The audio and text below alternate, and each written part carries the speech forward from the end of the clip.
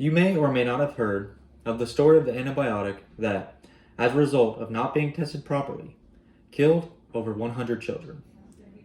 The antibiotic was called elixir sulfanilamide, and it was created to make an antibacterial drug more palatable for children by adding a sweet-tasting liquid.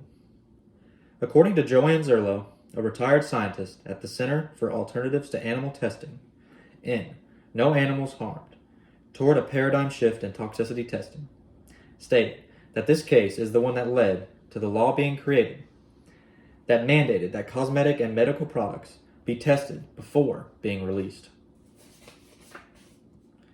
I'm sure most of you have used a cosmetic product or antibiotic before, and you may not know how those products got approved to be sold. At first glance, testing out products before they're released sounds like a good idea. But what if I told you they were being tested on animals? Today, we are going to talk about why testing on animals is unethical, ineffective, as well as other options we have besides testing on animals. It is important to talk about animal testing because it is an issue that has been going on for a long time and is gaining relevance day by day. Firstly, testing on animals is unethical. The main reason behind this being that animals have intrinsic value. Intrinsic value is the value that animals have besides the values attributed to them by humans.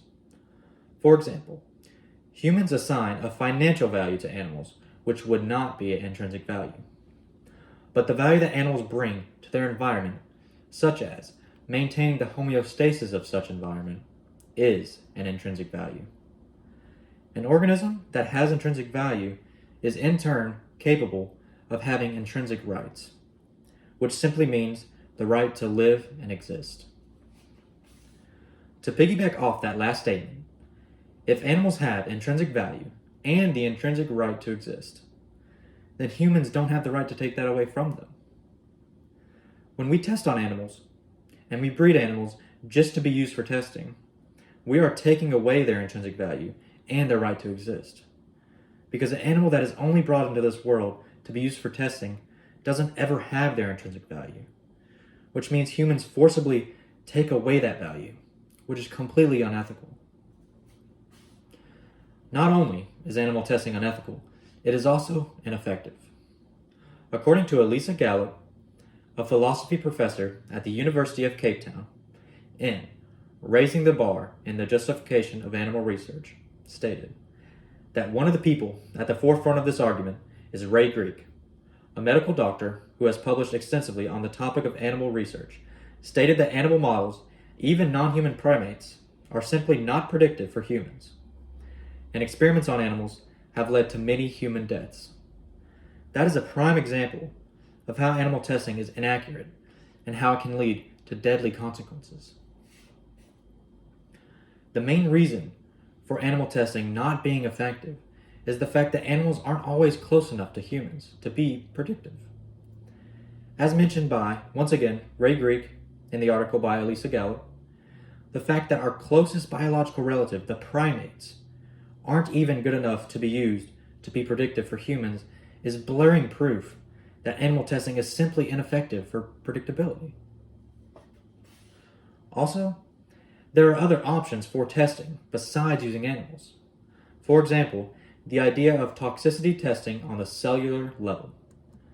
As Joanne Zerlo explained in No Animals Harmed, toward a paradigm shift in toxicity testing, she stated that testing on the cellular level would entail using human cell systems for testing, which would lead to more predictability, less cost, and more comparability to real-life exposures in humans.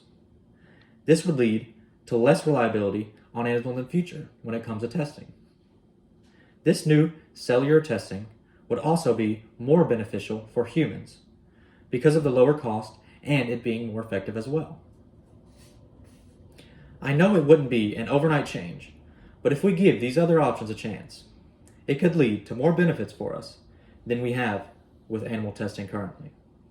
Today, we talked about how testing on animals is unethical, how it is ineffective, as well as our other options we have besides animal testing.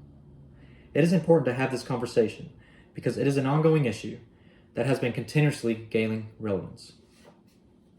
So, with that being said, I hope that you now see and understand the reasons behind the statement that testing on animals should not be done.